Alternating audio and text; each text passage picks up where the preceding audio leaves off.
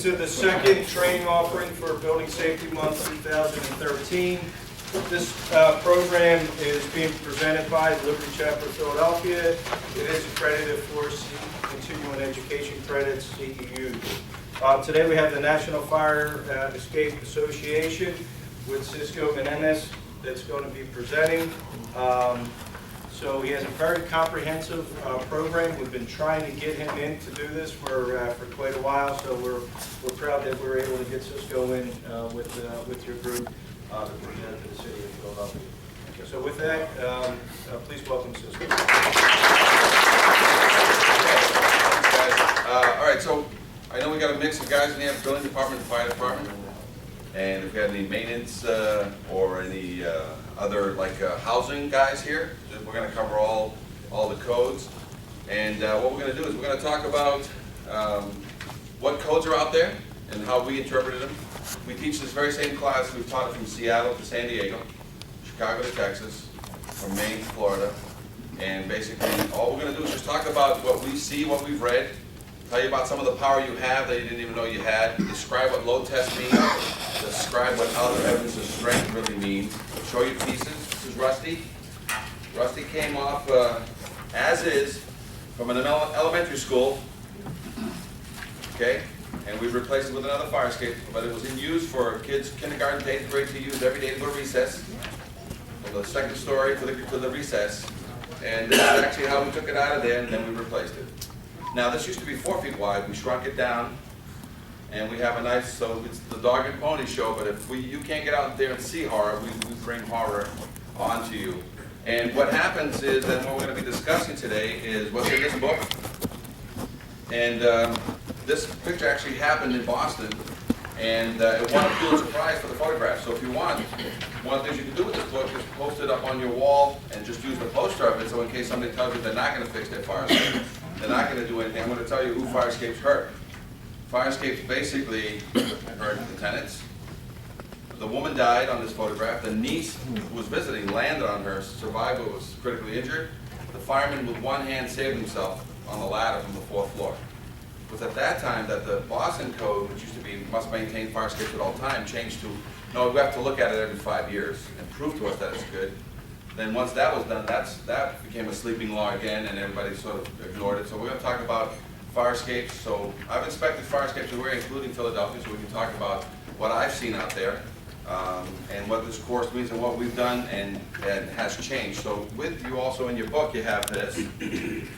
It's just a little insert, and what you have is 2 models in there. You have a model city, which is Lowell, Massachusetts, and we have a model state, which is Portland, Oregon. So a lot of times I'm brought in only when somebody is either fallen to their death or close to their death.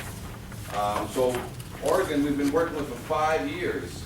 Seattle we've been working with for 5 years. Portland, Oregon caught a code change. So they addressed every issue, including how to inspect fire escapes, how to repair fire escapes, how to load test fire escapes. So with that, we gave you some models. So if you were to go on here, and I'll now talk about the inside of this book, and then we're going to start the class, okay? What we're going to be talking about today is that everybody here has departmental procedures and guidelines. So we'll send you this. And basically it says, if you're an inspector, a structural engineer or a fire escape inspector or an architect, and you're going to inspect the building in your area, if you read these general guidelines, these are the general practices that you should hold. If you're going to repair a fire escape in your area, the vendor should be following the guidelines with a permit of the inspector who basically prepared. So this is the watchful eye is by the structural engineer or the architect. Even if you're going to paint it, all fire escapes now older than 78 are presumed to have lead. So there's an EPA requirement on how you scrape it and paint it. So that's what we're going to talk about today. We're also going to cover today, besides lead safe with the EPA, we're going to bring OSHA. You guys know that OSHA has a standard that I think you'll find shocking today. Another hand grenade to keep in your pocket in case you're getting somebody not being cooperative with you on fire escapes. Okay? This is a standard, industry standard fire escape confidence test. If you go to seattle.org and you download, you go to their fire prevention, you've got all kinds of confidence tests for sprinklers, for alarms. We've designed this for them. So if you go to seattle.org, you can download an industry standard confidence test that an structural engineer must go through. So no longer you'll take his opinion to the best of my information, knowledge, and belief. You'll take, hey, did you read the checklist and did you check yes and no? So a lot of states have adopted our checklist. This, with today's technology, you don't have to go look at a fire escape. Whoever's going to inspect it for you has got to give you plenty of photographs. And he doesn't have to even print them out. He can email them to you to show you how bad the situation is. So correct reporting is important. And Oregon addressed that. Here's an industry standard documentation that most states have. It's called a construction control document. There's a preliminary and a final affidavit. So your state has one of these, so that anything that's a commercial and over 35,000 cubic, they need construction control. Well, here's one that all we did was just put the Firescape code on the top of it and modify the rest of the document in no way. And so this document says we need to know who is the architect or engineer or the professional, having the control of the project. So I want to know what permit number is being used. So this is the guy watching the Firescape being done, not you. And then there's a final affidavit, and the final affidavit is basically saying that we're going to give you the documents you need, which is, what we're going to show here is this fire escape can be spot repaired, and it's an automatic load test if they spot repaired. They leave behind one rivet, one square bolt. You have confidence in it? So how do you get the confidence? What's the law already give you? It's already in the word, in the doc, in all your codes. Load test. The physical, and I have photographs and I have video here to show you of sandbags or water 100 pounds per square foot. So if you have a 4x4 platform, that's going to be 16 square feet times 100. That's 1,600 pounds of sand that we're going to put on there for half an hour to an hour, whatever the engineer or the architect designs as a criteria. Once it passes its load test, are you good for 5 years? You feel sure it's not going to fall? Otherwise, well, the load test is the only thing you have. Is there another alternative besides load test? Because we're not pushing load test here today. We're going to tell you that that's what you have. If somebody spot repairs something, what do you throw at them? Load test. If they refurbish this in its entirety, all new bolting, new connections, and all the worn metal has been replaced or reinforced, and all the connections into the building have been verified and duplicated. That's what it says. The authority having jurisdiction shall accept by load test or other evidence of strength. So if somebody wants to give you other evidence of strength, do you have to load test it? But if they take a halfway approach to it, and they spot repair it and spit paint on it, what are you going to order on them? But you need the power. You need to say where in the code it says such things. So we're going to go through all the code. So repair criteria. Very difficult to repair a fire escape. You know what it is? Take the rust out and you re-bolt it. So that's the extent of repair criteria, because that's all you do. Don't weld it in there like this thing. They welded all the rust in there.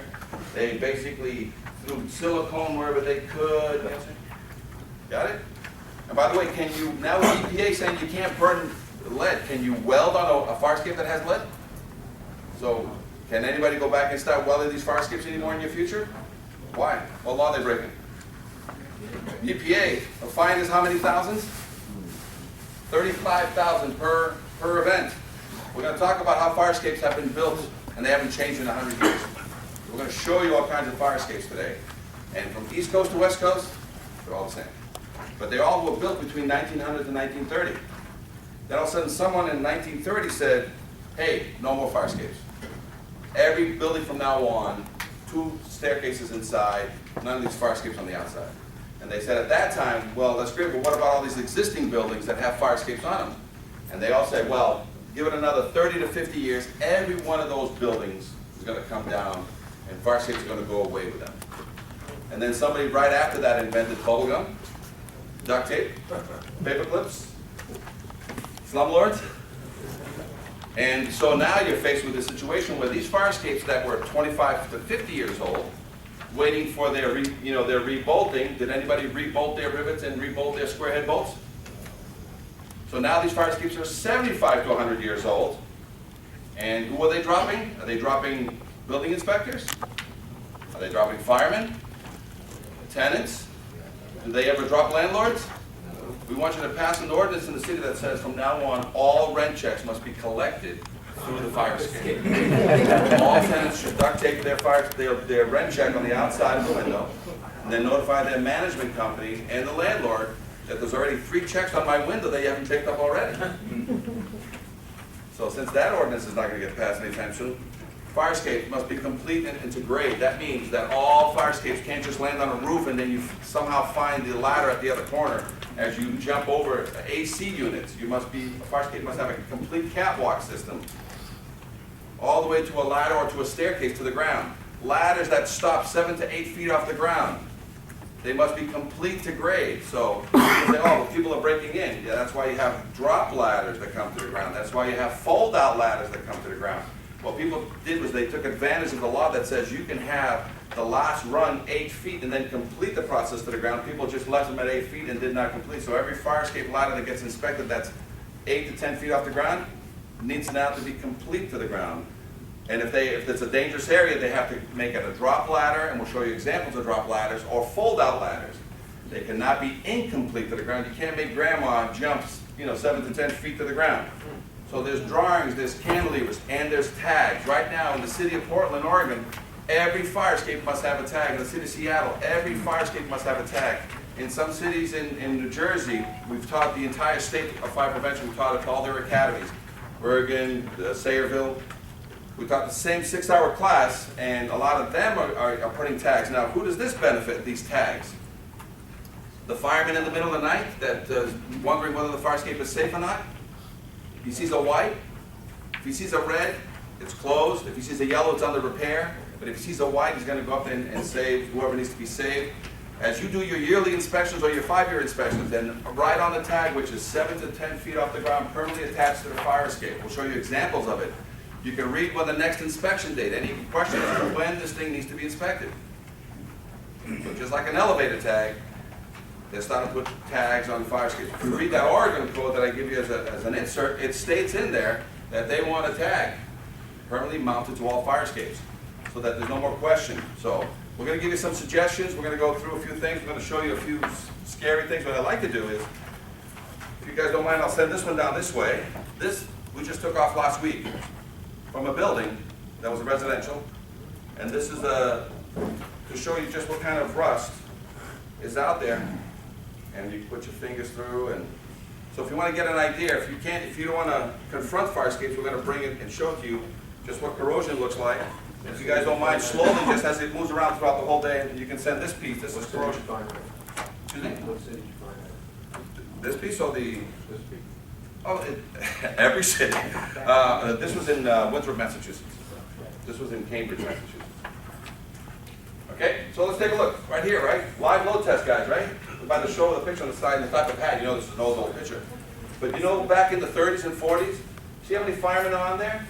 If this fireman on there, each weighs about 300 pounds now because of the gear. 5 guys, right?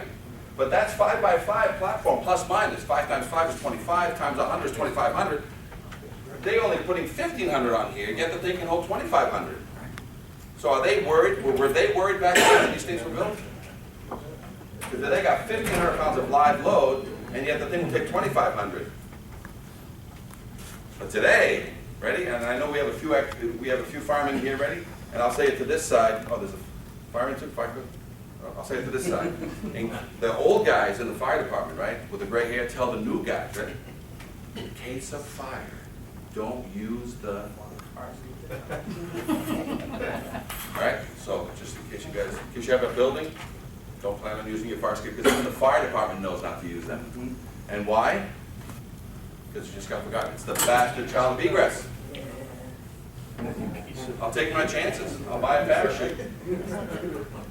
I checked the Coco over there. He wasn't so pushing my around there. He didn't want to lift Good one, yes. Now, sorry about that little delay. So, let's take a look at the codes. And again, I'm just going to interpret the code a little bit for you. If there's a huge code question, I'm going to set you guys upon each other. I'm not here to interpret 100% of everything. I'll tell you what everybody in the nation does, what their general activity is related to this, and then you guys can work with each other and work out some policies. But let's talk about the only code that we're working with. The International Fire Code is very clear. Testing and certification, any fire escape system found in a state of deterioration or unsafe shall be repaired immediately. Is that standard for you guys? And then it says, depending upon structural condition, a load test may be conducted. Depending on structural condition, who determines what depending on structural condition is? Is it the structural engineer, or is it you that needs to be convinced of the structural condition? So if you're the inspector and the building and the structural engineer, the architect, whoever chooses not to, tell you what you need to know, and you don't have confidence in what you're getting as a document, can you order a load test? Who said so? The International Fire Code. The NFPA says it's best. The authority having jurisdiction shall be permitted to approve any fire escape system standard that has been shown by a load test. So they don't even go to satisfactory condition first. They go, give me a load test. Then they say, or there's evidence to have adequate strength. So the NFPA says, load test is the only way to go. These things are 75 plus years old. You give me other evidence of strength, then I will forego the load test. But everything in your mind, day one, fire escape's coming down your path, what's automatically for it? Until what does the structural engineer have to do to you? Give you overwhelming information that tells you that he doesn't want to waste the money on the load test. Because does load test buy any paint? Does load test buy any bolts? Does it put 5 to 10 guys working for a whole day or 2 days or 3 days moving sandbags around? Yeah. And are they putting themselves at risk? Thank you. And the International Building Code, testing and certification. All exterior fire escape systems shall be examined. That means you want to report. And or tested, which means load tested.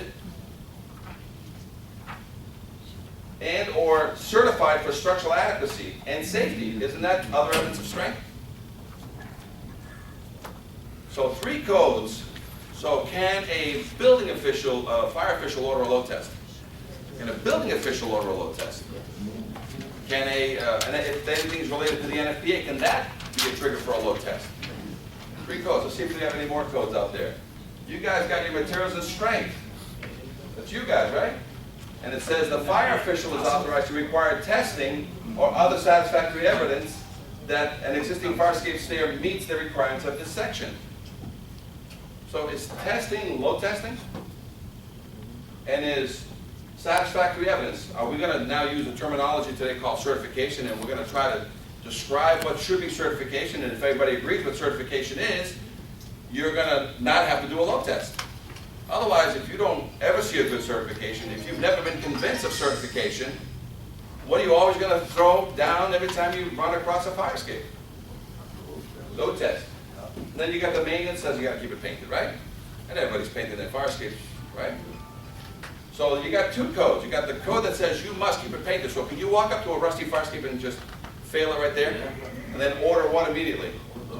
Now, can you just load test a fire escape as is? Can I load test this exactly the way it is? I can. Must pass a confidence test. Why would I load test and I know something's going to break? You know what these things look like when they fall down full of people? So can I ever load test a fire escape that has not passed a confidence test? No. So if all of a sudden somebody's got a rotten piece of steel on the side of the building and goes, oh, you want a load test?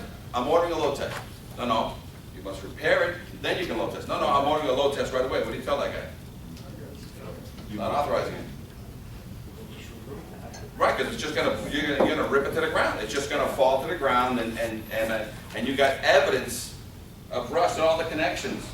You got original hardware. You got huge holes as we pass. If I load tested one of these fire escapes, as the guy's putting the last 50-pound bag on there, what happens? He goes with it, right? So take a look at another guy that says, this is OSHA. Exit routes must be maintained during construction, repairs, and alterations. This is a fairly new find. See what it says. During new construction, employees must not occupy a workplace until the exit routes are required by the subpart are completed and ready for employee use for the portion of the workplace they occupy. So that's for new construction. So if I got a building and they haven't put up the fire escape yet on this new building and they haven't occupied the building yet, can they occupy that building before I put the fire escape up? This brand new fire escape. It's pretty simple, isn't it? Now read this one. During alterations and repairs with, gutting a building, employees must not occupy any workplace unless the exit routes required by this subpart are available and the existing fire protection are maintained, or until alternate fire protection is furnished that provides an equivalent level of safety. Does that translate into all second means of egress must be certified or load tested before any work permits can be issued for an existing structure and somebody's gutting a building or doing something? So you fix the fire escape last, or you fix the fire escape first based on OSHA? So you got this building that some guy just bought, he's coming down with all these perfect plans, he's gonna be turning it into condos, and he's got the central stair, and he's got this fire escape on the back, and he's ready to start demo, and he needs the permits next week, and he's got this rotten fire escape on the back. What do you tell him? So let's say the fire escape is gonna cost $100,000 to fix. We need to get acceptable temporary emergency repairs or scaffolding egress staircase put in there. So are you stopping this thing from moving forward? You say, hey, why don't you get a scaffolding company and put up a 10-story stair tower, tie it back into the building. Will that meet your satisfaction? Will that meet OSHA requirements so that the guys in there ripping out the building now can get in and out during an emergency? Have they met that 2 means of egress requirement? So now OSHA says, and again, we added this down here to this clarification. It's basically 1910.37 and 36. It says what? During repairs or alterations, employees, who are they really talking about now? The workers. The guys who are going to be ripping stuff out of the roof, ripping things inside, electricians putting in. What must you maintain first before you issue a permit? Or provide you something that's an alternative that says is equivalent to the level of safety. But who decides what's equivalent? So as they get on this building, they really have to meet with the building department and the fire department and come up with a plan that is either a scaffolding stair, or can they do an emergency repair to the fire escape system to make it functional while they're fixing it immediately. It's your call. It's your call as to what the severity of the fire escape is going to be. But now OSHA plays a game here, right? So if somebody's really being hard on you and not really dealing with a second means of egress, can you drag OSHA in? And when OSHA comes to talk to you, what do they usually bring? Their checkbook or your checkbook? Right? So again, the power that is out there in codes. This is what we're trying to avoid.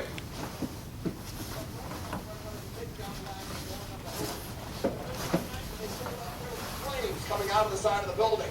Firefighters say it was one of the scarier moments, because when you pull up to a building and you see children and mothers hanging off the side of the fire escape, smoke swirling around them, they said that's scary, scary stuff. They got up there, they got the ladders up, and they said nobody got hurt. The fire escape, there was 3 or 4 people hanging off the fire escape. They couldn't get off.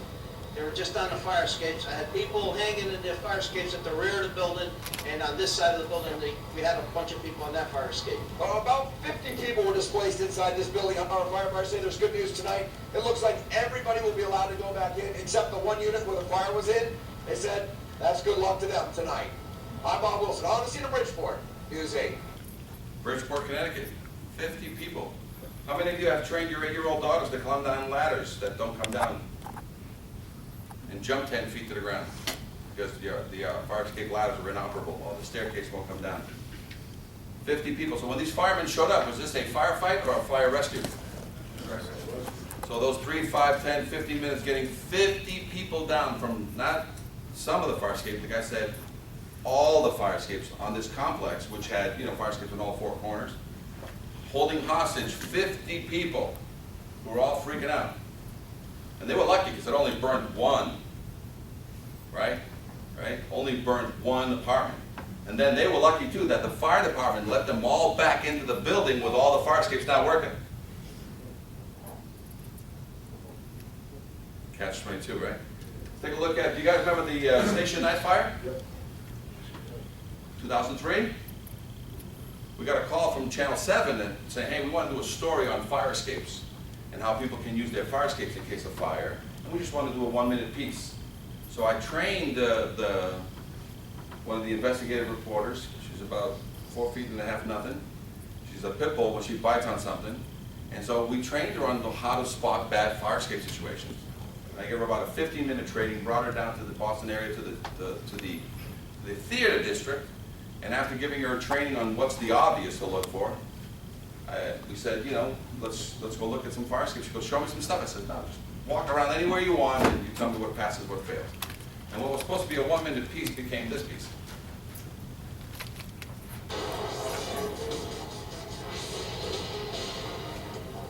The smoke, the flames, and the frightened faces, all in a firefighter's line of duty. But Chief William Hitchcock remembers the night it wasn't the fire that almost stopped him, Oh, I'm scared to death. but the fire escape that broke underneath him. When it ran and just came away from the building. And our investigation found across Massachusetts more unsafe fire escapes, rusty, deteriorating, crumbling, broken. And what state officials didn't know, the system they set up to keep fire escapes safe is also falling apart. The potential ramifications are disastrous. So let's look at this one. This expert ironworker is licensed to build, maintain, and inspect fire escapes. So then over here, for months, we examined dozens of them with alarming results. Looking at this today, would this pass inspection? No. In dormitories, at theaters, at homes, and apartment buildings. Rust is actually eating away the metal of the fire escape. Right. And the bottom line? It'll get weak and then eventually it'll fall. This one has rotted connections. This one missing bolts, twisted metal. Would the stairs come down? No, never come down. This one, a broken tread. So how dangerous is it for the people inside this building? This fire escape is definitely gonna put somebody either in the It's hospital. my evil or twin somebody, brother, Fisher. Fire escapes are so critical. The state building code requires they be certified for structural adequacy and safety every 5 years. But our investigation found that safeguard is simply being ignored. Here's proof. We chose fire escapes at random in Boston, Somerville, Cambridge, Worcester, and here in Quincy. We checked building department files But there's no fire escape certification. to see if building owners had submitted their mandatory inspection reports. There's no certification in this one either. Bottom line, not one we checked in Quincy had been certified as safe. And the Director of Inspectional Services admitted because of staffing shortages, the city has no idea how many other fire escape owners are breaking the rules. And as a result, do you know how many fire escapes in your city are safe or not? Well, In Worcester, not one we checked was certified. In Somerville, 4 more fire escapes, not one up-to-date certification. And again, no system for keeping track. How can they get away with that? I guess the shortest answer of all is because we don't have the resources to sit here and follow up on these things. If structural deficiencies are reported, local building inspectors can actually evacuate residents until repairs are made. Would you talk to us on camera about this? No? But when we surveyed 24 more communities, most admitted they had no idea how many fire escapes were certified. In Taunton, inspectors told us they haven't seen a certification in 25 years. Northampton officials said it's a cold day in hell when that happens. In Cambridge, too, not one of our test buildings was certified, and the official in charge would not come out to discuss it. In Boston, where there are more than 8,000 fire escapes, again, according to inspectional services, not one we checked was certified. Officials know they are required to enforce the building code, but they admit they don't always know if owners are breaking the law. The building code is being ignored. Right, but it's difficult to write a violation, you don't have knowledge of something like that. But state officials say for a critical issue like this, communities should know. And they warn that Massachusetts building code is not optional. Does it worry you that these fire escapes are not being certified? this is an important issue and should not be ignored. That's because after the smoke and flames begin, it'll be too late to learn you've got no way out. I can't stress it enough, Hank, that these things have to be maintained and someone's got to be watching. As a result of our investigation, state officials will now issue an alert to local inspectors. Meanwhile, if there's a fire escape on your home or office, you can contact your local building department to make sure it's properly certified. In the newsroom, I'm Hank Philippi-Roddy. So, right after that, what the city did to get on it right away, and you guys can write this down as an option, on all your permits, to close a permit now in Boston, what do you need? Certification on your fire escape. So if you're changing your toilet, or you're changing your electrical, or you're doing your roof, it doesn't matter. To close the permit, you need to have a current copy of your certification. So use an automatic trigger, make it a checklist item on closing permits. Or you make it a checklist item to open a permit, but you give them the permit, but you say, to close this permit, make sure I have a current certificate. For your fire departments, you basically make it when they do the smoke detector inspections. You make it a checklist item. You make them ask for a copy of the certificate. If it doesn't come with that, it's an incomplete. They still sign off the smoke, still allow the people to do whatever they have to do, but they have now triggered it and gone back to enforcement to say there is no certificate here. Health inspectors also have inspections that they do, and they need to add this to their checklist. Not only verify that there's alarms, there's this, there's that, no mold, just make a checklist item. The health inspector can ask for a copy of the certificate. He's not ordering one, he's just asking for a copy of one. If one doesn't come, it's a trigger back to enforcement to say this one is incomplete. Got it? So that's what they did here. And again, the main purpose is somebody's going to get hurt, and it's never the landlord. Not always the building inspector, but it's always a tenant and a fireman that's going to end up on the ground. Got it? Now, in the past 3 months, how many people have written one fire escape violation? Everybody look around. Now, there's a reason. I went to and I taught a class in Washington, D.C. I had a room this big with nothing but fire prevention. I asked the same question. In 1 year, they wrote. And one of the main reasons, they didn't know the code. They didn't know how to enforce it. They didn't know what kind of power they had. And that's just nationwide. Everybody doesn't understand how you can enforce it. So and a lot of them also are concerned, I don't want to put a little old lady out of the house. I don't want to put somebody in bankruptcy. I don't want, because these things occur. So we tell them you need to have options for these people. So let's say somebody doesn't have $25,000 to fix that fire escape. Do they have $2,500 to make it functional until such time that permanent repairs can be ordered?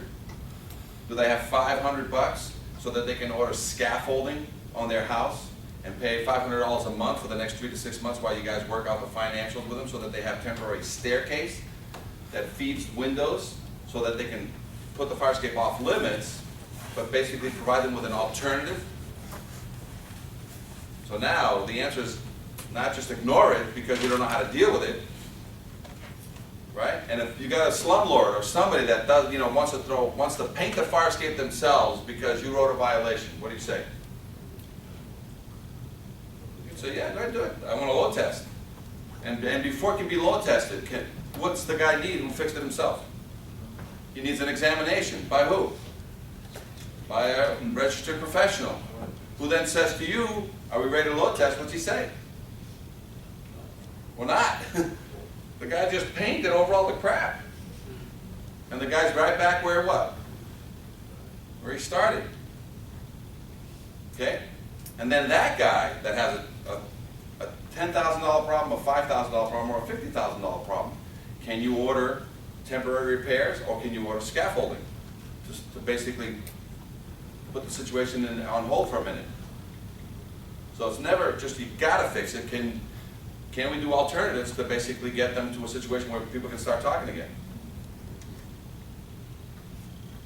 Let's take a look at some live load tests that didn't end so well.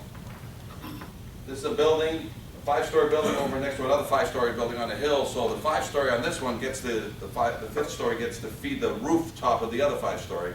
And there's a deck on that building, there's no deck on this building, and the people on the 5th floor with a deck right across the way. What do you do in the middle of the night? You and your girlfriend, 3 to 4 o'clock in the morning, you've been drinking and just came from partying. It's a nice sunny summer day. I mean, not sunny, but a nice warm sunny night. You go and hang on that deck, on your neighbor's deck. Phone rings, the girl says, I'll get it, who doesn't really know the lay of the land, and does she fall because there's no railing there? 5 stories to her death? Yes. This is a fire escape that used to be here.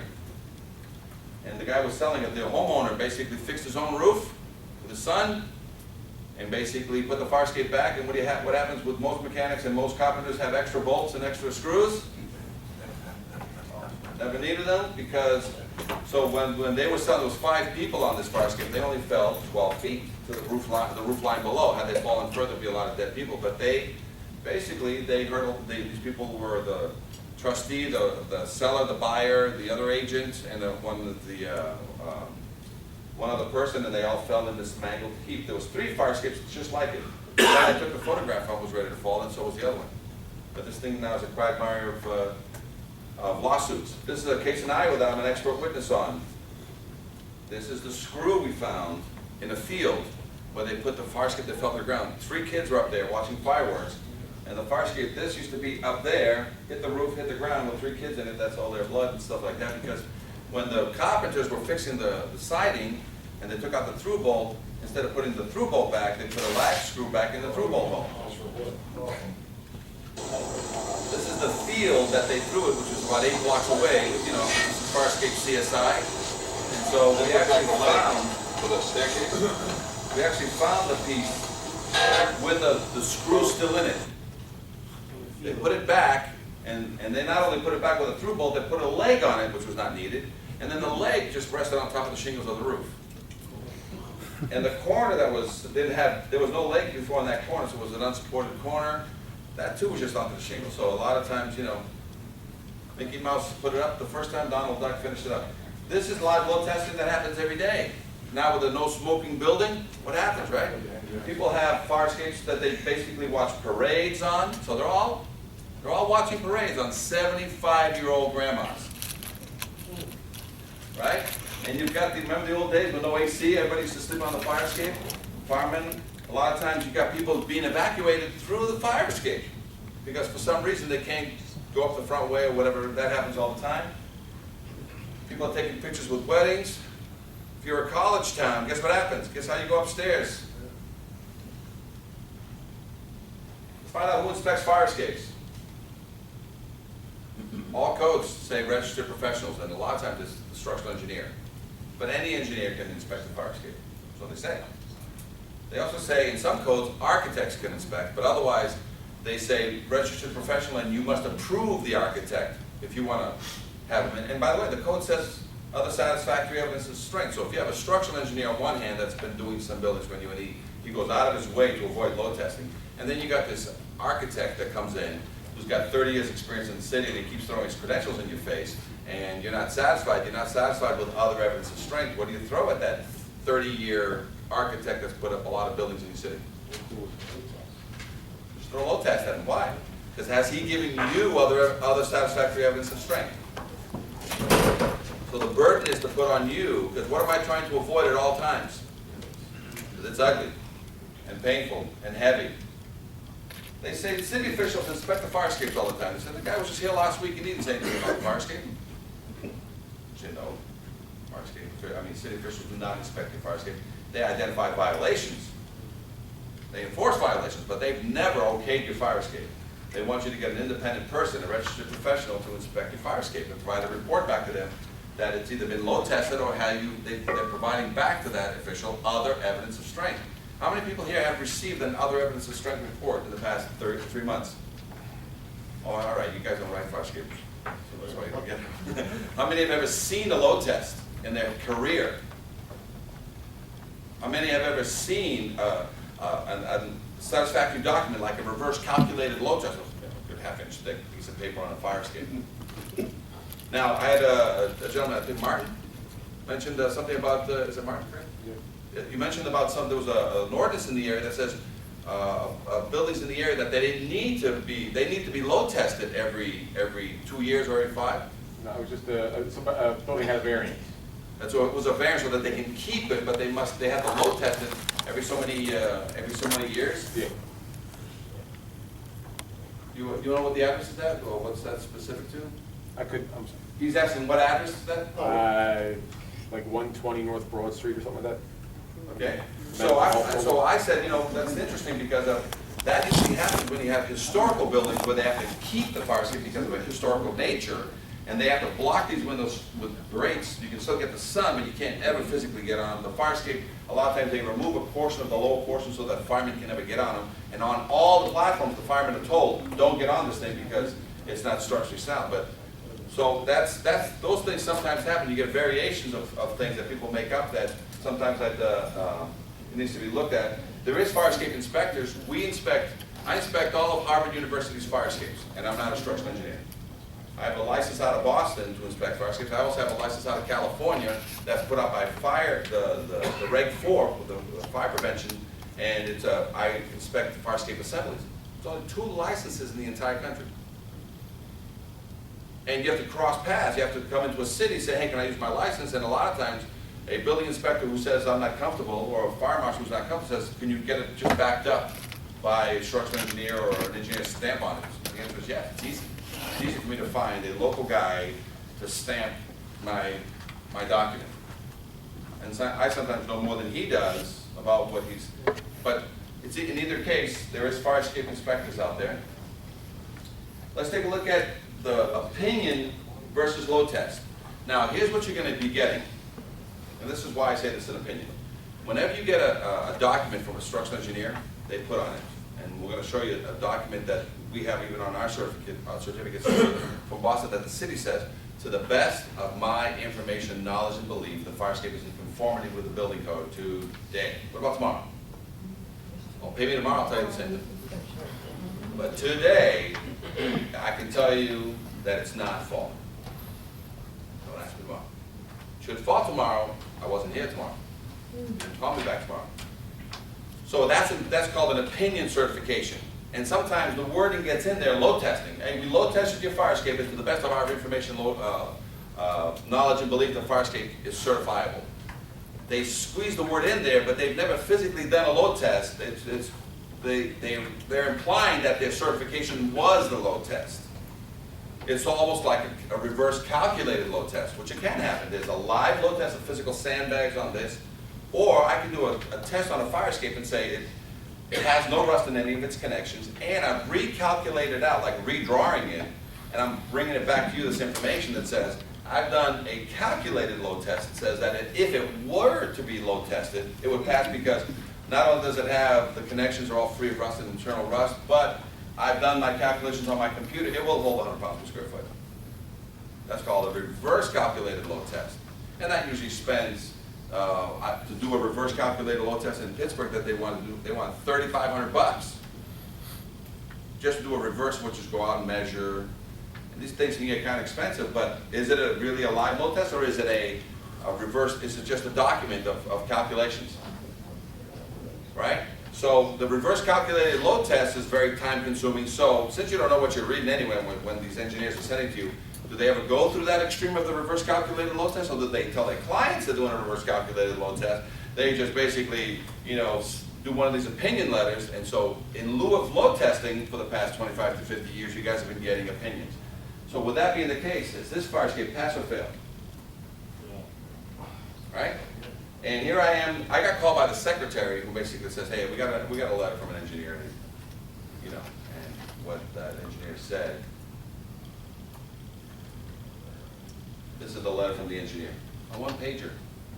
He says, fix a tread, fix a flat deck up bend, and paint it, and I'll certify it. And then he has his little disclaimer down here that says, the best of my information, knowledge, belief. When we did it, we got all these photographs, and we condemned this fire escape that a policeman who was checking in on a break-in, his foot went through it. That's what triggered the whole thing. What's he selling? Well, on a lot of times they'll put their number, but We don't accept that. yeah. Well, there's not a with or without a seal. Is it an opinion, or is it a load test, or is it even an exam? Okay. So this is in Fort Lee, New Jersey, right? Take a look at Chicago. There's another letter I got, and when I spoke with the management company, this is about 600 residents at this property, and there's about 10 of these fire escapes. And these fire escapes, instead of having the brackets below holding it, they have these brackets from above that come down and grab the nose. And so at the very nose, it has this nut that basically screws into a threaded rod that basically grabs the ends of these things. So, all these ends go backwards And I had to walk that so I could give them a bid on the job. And I said, you sure the fire escape has been, oh yeah, we got a letter, and they said, fix a couple of things, you know, spit paint at it and hide the rest with silicone. That's what they were telling me to do. They said some other things here, but it didn't mean anything. Because then I came back and I said, I've got photographs that show that the rods on the end are all rotted out and this thing's gonna fall. Oh, no, just do what the engineer says. So was this engineer doing a proper investigation? Because he used, to the best of my information, honest belief. But if he was using that confidence test that we have that says, is 100% of all the connections free of internal rust? Have you verified every connection on the supports and on the railings? So is that an opinion or a yes/no questionnaire that can get him in a lot of hot water and into court? So do you want opinions or do you want facts? Facts come from a confidence test.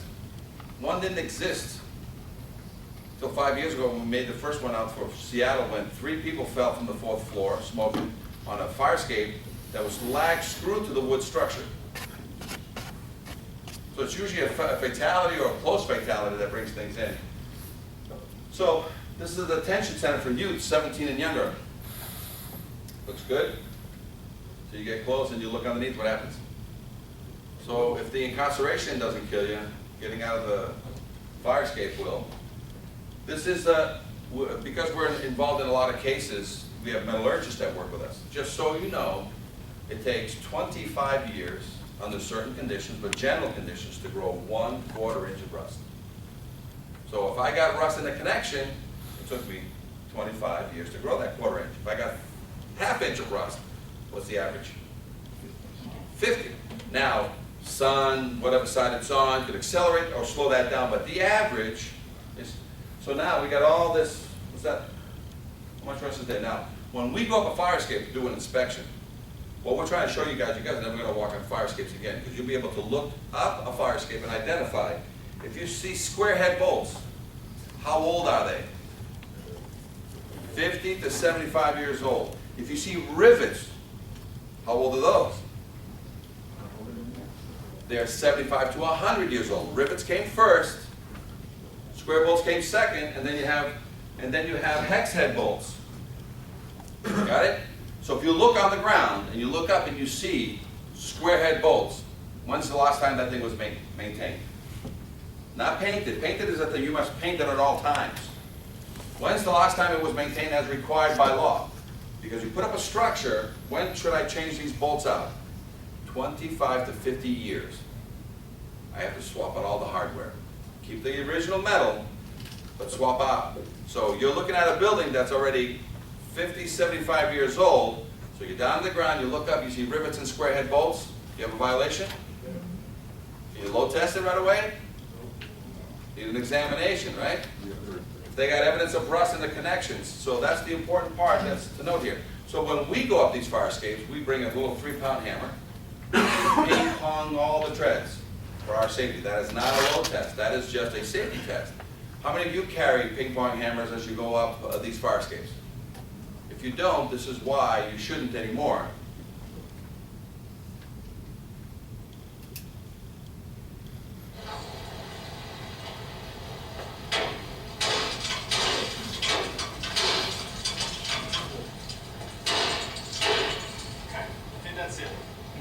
I think that's it. I'm not going up any further. That's why we have a hammer. And at direct times we can actually stop the fire escape inspection because we can see enough. You say something like this, right? So I look at this here, I would say this bolt here is original, and this was original, or these are all repairs. Yeah, good point.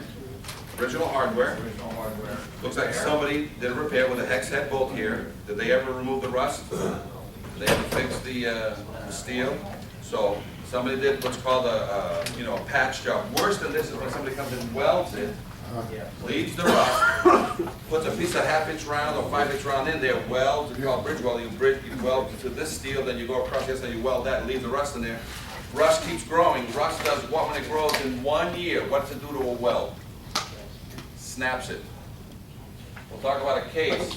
So every fire escape that have welded connections, if the welded connection visually appears good, I have to x-ray it or load test it, right?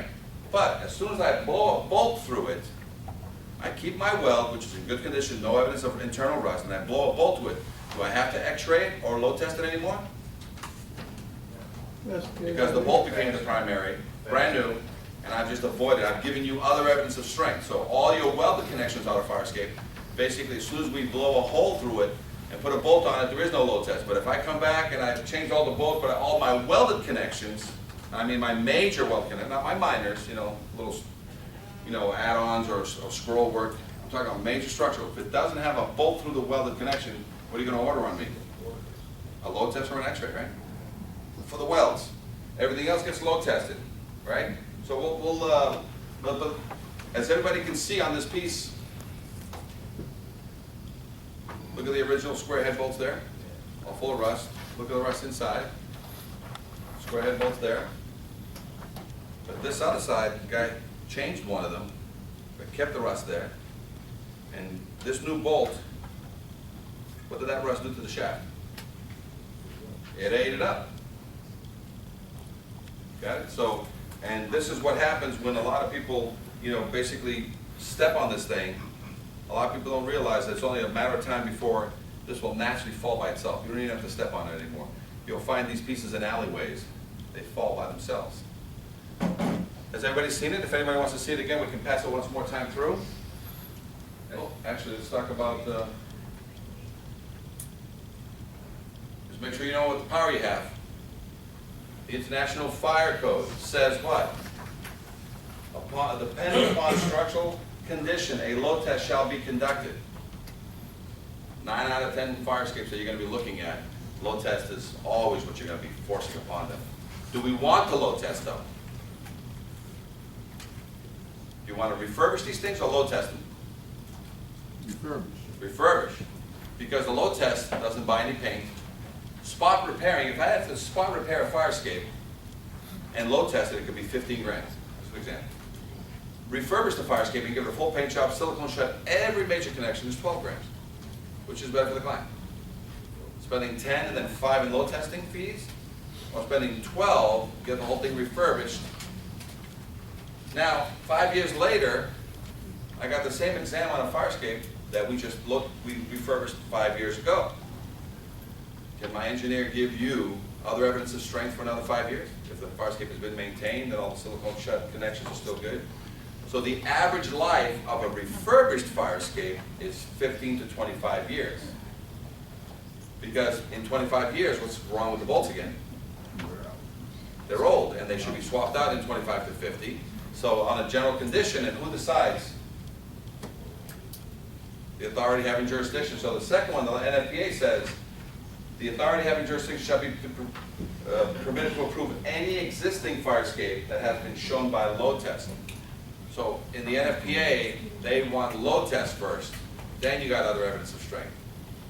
Your building code, you guys pretty much use this code, 1028.6 or 1028.3? Does anybody know what code you guys are using?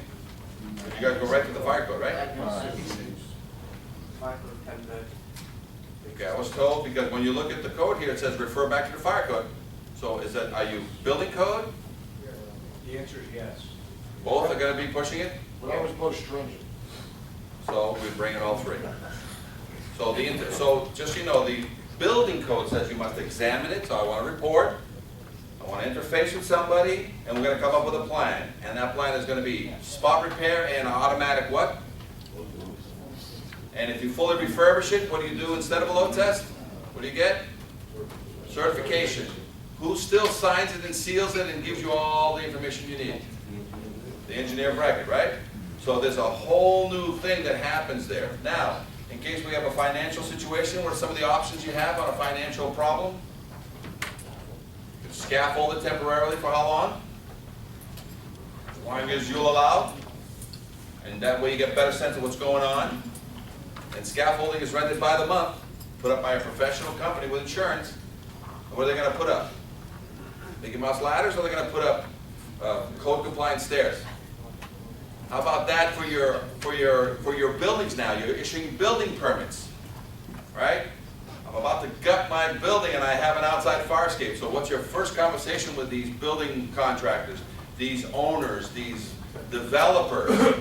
What is OSHA demanding upon them? Not just for his guys, but when you show up at his site, what does OSHA demand that you have in case all hell breaks loose while you're at that site doing an inspection?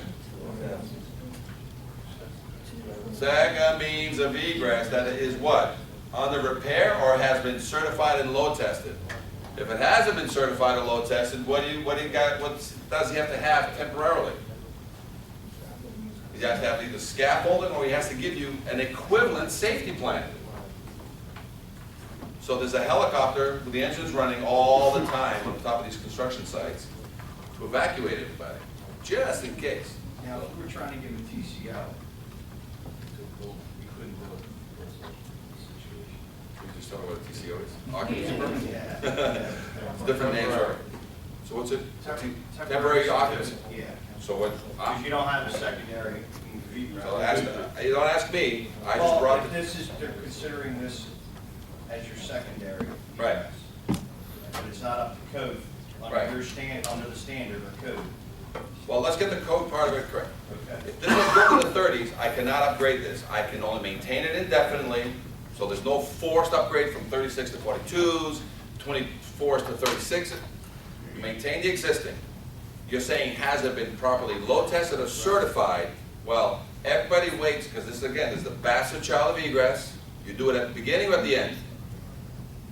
Right. It's like ugly relatives. When you introduce your ugly relatives? At the beginning of the wedding or at the end of the wedding? Or after the wedding, I should say, right? So this should be done first, not last. But yes, you're about to jump into the situation and somebody says, you're about to close it all up and say, give me the certificate on your fire escape. They're like, what? And so now you need to make arrangements because you're about to shut down a financial situation. You got a lot, Ken. So you blindsided them. So what is your answer to them? Because the fire escape clearly needs 50 grand worth of work that they didn't anticipate. They have to do something. So can I put up temporary scaffolding in the meantime? Will that satisfy you and you'll still let my people in? Great, I'll work with you. Can I do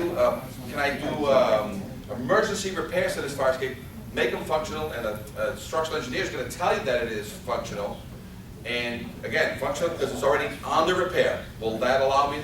Yeah. So we have the answer. So We don't regulate that, all construction sites.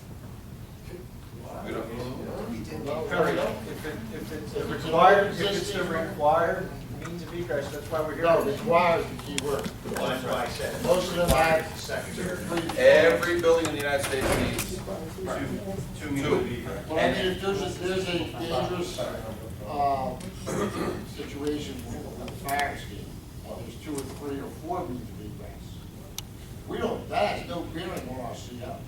You are correct when you've met all the requirements, but the only time a fire escape ever comes into play is when you got a kooky building with a central stair, and this is the only reason why 2 apartments on the left corner back can use it. So yes, because if you got 10 apartments and 8 of them are satisfied with all these crazy stairways that you have internally, and then all of a sudden those 2 kooky ones, you shut them down, or you provide them with what? Alternative safety plan, right? Which has scaffolding with some stairs while you work out this thing. You just want to keep everybody in the same place. So if they don't have the money to fix it right away, all you do is, you tell the client you can put some temporary scaffolding. And is this you and your client talking, or is this you and the client's representative, the design professional working with you on this proper safety plan? Once you're dealing with a fire escape and it needs repairs, are you dealing strictly with the owner, or are you dealing with the owner's representative, the design professional? So the design professional is going to offer you 1 of 2 suggestions for that temporary situation. Emergency repairs that he's going to convince you will satisfy and the work is underway. Or he says, hey, this is a nightmare. We're going to put up some temporary scaffolding just to buy us 30 days so we can just take another look at this thing, because we may find another way inside, and instead of spending money on this, let's look at alternatives of maybe getting a staircase inside at this time and getting rid of this thing outside. We have a facade program, city ordinance, facade inspections for 2nd stories or more. I don't know if they reference fire escapes in that report. Again, and again, Right, well, anything attached to a facade, don't you guys have flagpoles and everything that must be coming to conformity? This is attached. Yeah, in New York, this is part of the, I mean, not New York, in Chicago, this is part of the facade inspection. In Jersey City, they have the green card inspection every 5 years. This is picked up at that time. Anything on the exterior must be compliant. So you guys may not have a code that says every 5 years, but there's always other codes. You have yearly inspections that will trigger these pickups. You have 5-year envelope inspections that will trigger up this thing. So the code is right here. Must examine, attest, or certify. The fact that it's been, this bastard child has been living under the crawl space, guess what happens? You've heard it there, you just chose to ignore it. There hasn't been, who has wrote a fire escape violation in the past year in here? Nobody. Now, I did a 9-story in Pittsburgh, just these past couple of months, and it was the Heinz Museum, just behind the Heinz Museum. They bought a building just behind to use it as storage, right across the alleyway, 30 feet across, and we basically refurbished a 9-story fire escape. And we have to move a section of it because they're building a bridge from their building over to the 4th floor so they can bring stuff back and forth that way, right? I offer the same class,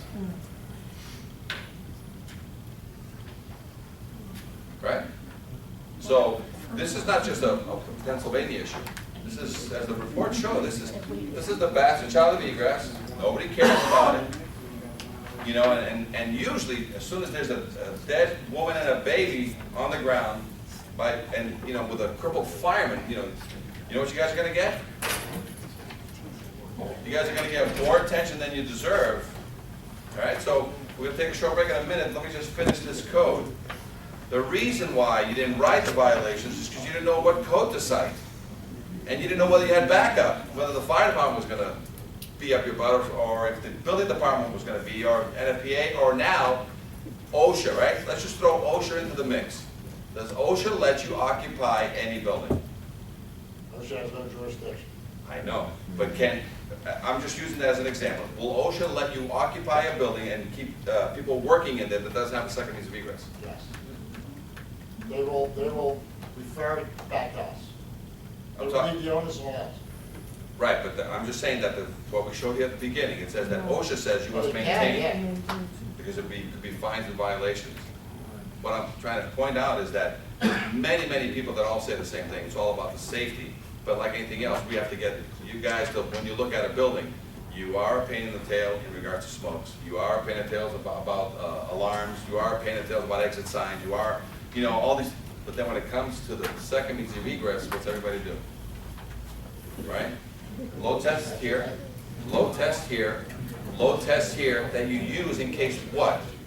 Why do you pull that trump card called low test? Why do you pull it out? What has happened for you to get angry and start using that dirty word called low test?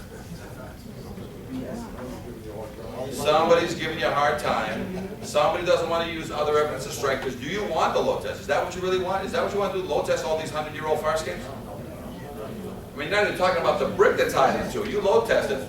The fire escape can hold. It just brings down the whole wall, right, on some of these buildings. But if somebody's giving you a hard time, does not respect the fact that you're supposed to be given other evidence of strength, do all 3 codes ask for other evidence of strength in lieu of a load test?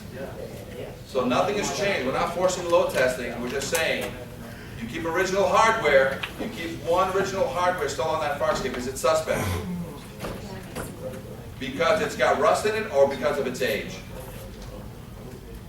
Sometimes there's no rust in it. Sometimes you got a beautifully tight fire escape with a beautiful connection, nice and tight, and there is no rust there. But what's the only reason why I have to order a load test? Age. Simply age.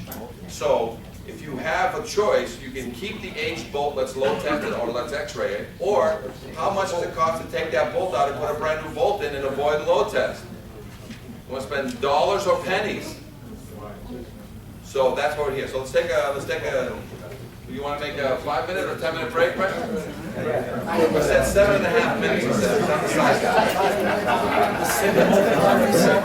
Anybody has any questions? Come here. Let's get back around.